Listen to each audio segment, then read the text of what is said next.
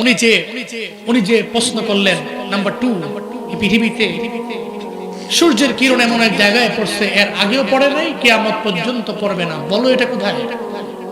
আব্দুল্লাহ ইবনে আব্বাস বললেন, এই ঘটনা তো ঘটেছে মুসা নবী আর ফেরাউনের সঙ্গে। সুবহানাল্লাহ, জোরে পড়বেন না? মুসা আর ফেরাউনের কথা কোরআনে আছে না নাই? কম আছে না বেশি আছে? বহুত বেশি আছে। আল্লাহু আকবার। এই ঘটনা কোরআনে আছে। কি আছে? মুসা নবীর শত্রু তো ছিল ফেরাউন। ফেরাউন চাইতো না কোনোভাবেই মুসা ডেভেলপ হবে। তো মুসা নবীকে মারার জন্য একবার ফোন দিয়ে আটলো। মুসা নবীও তার এলাকা থেকে হিজরত করে নীল নদ পার হয়ে ওপার চলে যাবে। উনি এলাকায় থাকবে না, আল্লাহর পক্ষ থেকে আদেশ চলে যাওয়ার। তো ফেরাউন তো চিন্তা করে মুসা যদি পালায়া যায় আর যদি নীল নদ পার হয়ে যাইতেই পারে, তাহলে ওখানে গিয়ে আবার সে ইসলাম কায়েম করবে। স্বাভাবিক ব্যাপার, যার ভিতরে গুণ আছে ও জানেই যাবে, ওর সম্মান আছে না নাই? আছে না নাই? যে ব্যক্তি জানে, জানলেওয়ালা, সে যেখানেই যাবে ঝামেলায় পড়বে না। শুধু জানে ওখানে সে তার ওই জ্ঞান দিয়ে ওখানে সে ফুল ফুটাতে পারবে। যেখানে ফুলগুলো মরতেছে ওখানে সে যে ফুলগুলো প্রজ্বলিত করবে, এটাই বাস্তবতা। তো কি মুসারে তো নীল নদ পার হয়ে ওপার যেতে দেওয়া হবে না। কি বলতে লাগলো? ফেরাউন কয়, আমার যত লোকেরা আছে সৈন্যবন্য দল বলাছো, মুসা নবীর ধরো। রাতের বেলা উনি পার হয়ে নীল নদ পার হয়ে চলে যাবে, ওনারে সেই করে ধরতে হবে, নীল নদে চুবায় চুবায় মারবে। নাউজুবিল্লাহ বলবেন না? তো মুসা নবী বের হলেন, আল্লাহকে বলেন, আল্লাহ আপনার কথা শুই না হিজরত করার জন্য আমি বের হইলাম। উনি বের হইল, ফেরাউনরা সব দাঁড়ায় আছে।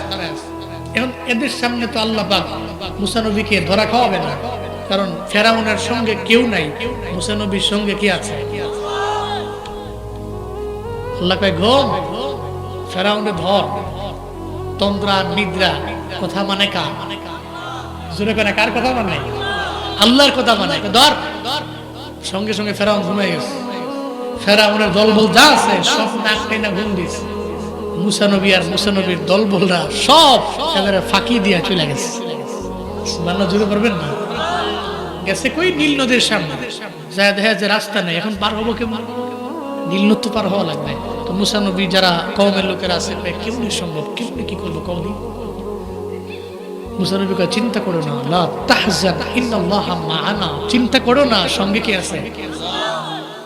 আল্লাহ বলতে লাগলেন, নবী মুসা হাতের মধ্যে কি আছে? কয় লাঠি। লাঠি দিয়ে জোরে মারেন বাড়ি। সঙ্গে সঙ্গে বাড়ি মারলেন।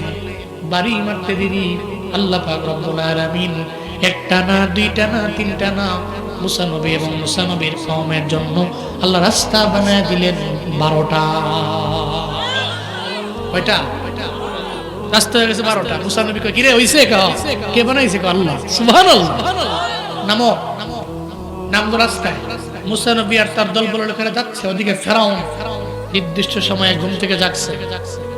ঘুম থেকে যাই কবে, কিরে ঘুমাইছো কে তোমরা? এরা কয়, খোদা আপনিও তো ঘুমাইছেন, আপনিও ঘুমাইছেন, আমরাও ঘুমাইছি, সমান সমান। কত বড় সাহস! মুসা পালিয়ে গেছে। কই গেছে? দেখ, ফলো কর। দেখতেছে যেদিকে গেছে ওদিকে সামনে নীল নদ। ফেরাউন কয়, কামুইছে, আজকে এমন ভাবে ধরবো, ওদিকে সামনে গেলে নীল নদ আর পেছনে আমরা এর সুবাইয়া ডুবাইয়া নীল নদের মধ্যে মারবো। কোন নাউজুবিল্লাহ। আর ফেরাউনের জানা কথা নীল নদের রাস্তা আছে? আছে? ফেরাউন তার দলবল নিয়ে রওনা। নীল নদের কাছে গিয়ে দেখে মুসাও নাই, মুসা নবীর কওমের কোনো লোকেরাও নাই, রাস্তা আছে 12টা। ফেরাউন তো বড় অবাক হয়ে গেল। রাস্তা করতে কে এলো? গতকালকেও দেখলাম না, এখানে রাস্তা কে বানাইলো? 12টা রাস্তা খামখেয়ালি না নীল নদ দিয়া বানাইছে। চিন্তায় পড়ে গেল। এদিকে ফেরাউন তো নিজের একটা বরত্ব প্রকাশ করার লেগা কয়, এই আমার কওমের লোকেরা, দেখ না তোদের জন্য, তোদের ক্ষুধা ফেরাউন নীল নদে 12টা রাস্তা বানাইছে।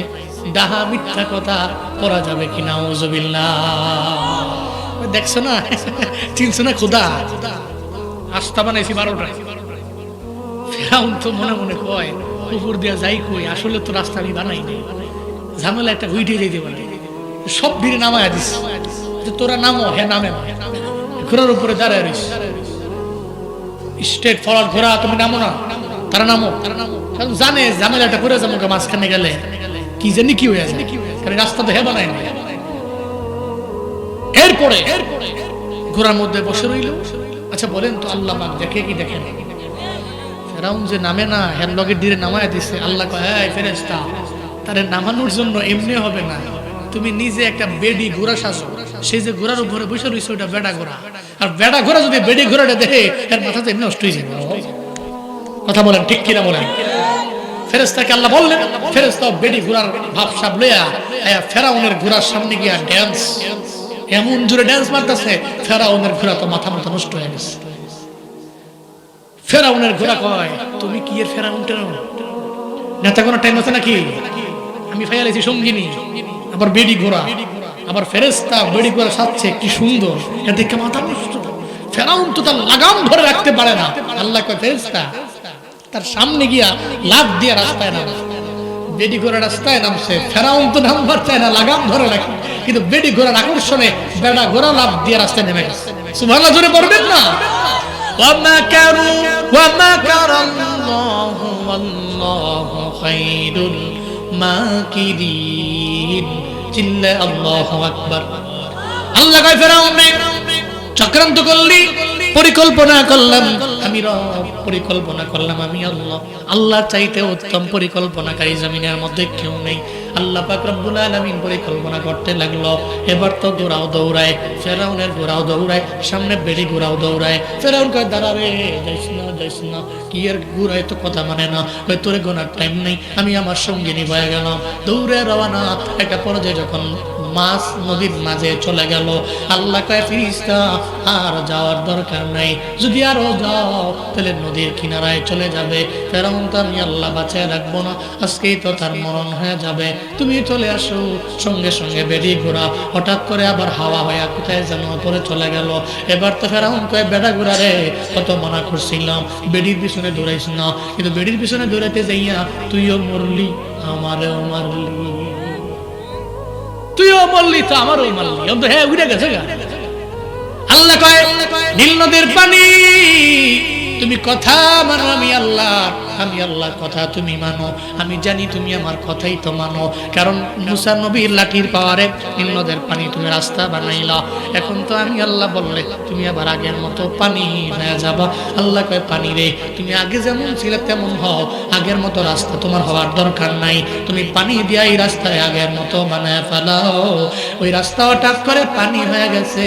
ফেরাউন রে চুবায়া চুবায়া ডুবায়া ডুবায়া মারছেন কে? আব্দুল্লাহ ইবনে আব্বাস কয়, ওই যে রাস্তা বানাইছে নীল নদীর মধ্যে, ওই নীল নদীর মধ্যে রাস্তা বানানোর কারণে ওই জায়গায় তো রাস্তা বানাইছে, তো নীল নদের তলদেশ দিয়া, তলদেশে রাস্তা বানাইছে, সূর্যের আলো তো ওই জায়গায়ও পড়ছে। সূর্যের কিরণটা পড়ার পরে নির্দিষ্ট একটা সময় তো রাস্তা ছিল। মুসা নবী আর মুসা নবীর দলবলের লোকেরা এরা সব পার হয়ে চলে গেছে। ইহুদি রে, ওই রাস্তা যখন আবার পানি হয়ে গেল, কিয়ামত পর্যন্ত এই পানি শুকাবেও না, রাস্তাও হবে না, আর ওই নীল নদের তলদেশে সূর্যের কিরণও আর যাবে না। আমার কথা সঠিক না বেঠিক তুমি বলো? ইহুদি কয়, তুমি বলেছো, সত্য বলেছো, করা যাবে কি? মারহাবা। 3 নম্বরে তুমি যে প্রশ্ন করছো, প্রশ্নের জবাব হইল, একটা মুর্দাকে একটা কবর লইয়া ঘুরছে, এটা ইউনুস নবী। কোন নবী? ওনারে তো মাছে লইয়া গেছিল, তো উনি তো চেষ্টা করছে মাছ থেকে বের হব, বের তো হয় না। 40 দিন পর্যন্ত নদীর পারে পারে বিভিন্ন জায়গায় ঘুরছে। এরপরে লা ইলাহা ইল্লা আনতা সুবহানাক ইন্নী কুনতু মিনাজ জালিমিন বলার দ্বারা ওই মাছের পেট থেকে ওই মুর্দাকে বের করতে কবর বাধ্য হয়ে গেছে, রাখতে পারে না। এটা ইউনুস নবীর বেলায় হয়েছে। বলো সঠিক কিনা? হ্যাঁ তুমি সঠিক বলেছ। 3টা সওয়ালের জবাব দিলাম, এখন তুমি কালেমা পড়ো। ইহুদি কয়, আমারে পড়ায়া দাও। আশহাদু আল্লা ইলাহা ইল্লাল্লাহ ওয়া আশহাদু আন্না মুহাম্মাদান আবদুহু ওয়া রাসূলুহু। চিল্লা পড়েন আল্লাহু আকবার। তাহলে যে আল্লাহ আমার আল্লাহ তো চাইলে পারে, আমার আল্লাহ চাইলেই তো সম্ভব, আল্লাহ চাইলেই পারে। তাহলে জমিনের মধ্যে আল্লাহ মায়ের গর্ভে আমারে বড় বানাইলেন, আমি জমিনের মধ্যে আসলাম। এরপরে আল্লাহ পাক আবার আমারে কবরের মধ্যে নিয়া, কবর থেকে রবের বিচারের কাঠ করে আমারে নিয়ে যাবে। এই বেলকুচি রামবাড়িয়ার মুসলমানেরা, আজকে থেকে নিয়ত করে নেন না বাবা, আপনার এই জীবন থেকে মরণ পর্যন্ত সময়টা 70-80 বছরের জিন্দেগি, 12 বছর চলে গেল, আপনি নাবালেগ, এরপরে হয়ে গেলেন আপনি সাবালক, এরপরে আপনি কষ্ট করে আপনার জিন্দেগি আপনি চালাইলেন, আপনি হয়ে গেলেন মুরব্বী। 60 বছর পর থেকে আপনি আপনার উজুর গ্যারান্টি দিতে পারেন না, আপনি চাইলেও আপনার নামাজের কয় রাকাত আপনি পড়লেন গ্যারান্টি নাই। তাহলে আপনার সাবালক নাবালেগ চলে গেল, হেলায় হেলায় দুলায় দুলায় খেলায় খেলায় আপনার মুরব্বী ওয়াক্তে আপনি নামাজ পড়ার সময় আপনি আপনার নামাজের উজুর গ্যারান্টি দিতে পারেন না। তাহলে সর্বোত্তম আমল করার জায়গাটা হলো যৌবনকাল। এই যৌবনকালে ইবাদত করব, আল্লাহর কাছের বানাবো, রবের কাছের হয়ে যাব, আমলের বিনিময়ে জান্নাতি হব। কারা কারা পারবো? দুইটা হাত তুলে মাওলারে দেখাই। আল্লাহ তুমি কবুল করে নাও, মঞ্জুর করে নাও, প্রত্যেকের হাত তুমি কবুল করে নাও। জীবন থেকে নিয়ে মরণ পর্যন্ত এই সময়টাতে পুঁজি নিয়ে কবরে যাওয়ার তৌফিক দাও। চিল্লা জোরে করে পড়েন আমিন, আরো জোরে পড়েন আমিন। ভাইসব, আমি জানি আপনারা আমার আগের বক্তা যিনি ছিলেন ওনার কাছে দিচ্ছেন, প্রধান বক্তার কাছে এই এলাকার লোকেরা অনেকে দেয়। এই মাহফিলটা একটা মসজিদের মাহফিল, উঠতেন না এতক্ষণ ধরে বয়ে দিচ্ছেন, দোয়া দিয়া পরে যায় ইনশাআল্লাহ।